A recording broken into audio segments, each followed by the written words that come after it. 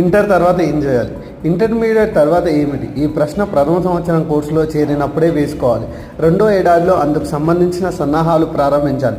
ప్రతి గమ్యము గొప్పదే, అయితే ఆ దారిలో మీకు ప్రయాణం అనుకూలమా కాదా పరిశీలించుకోవాలి. ఇందుకు స్వీయ సమీక్షే కొలమానం.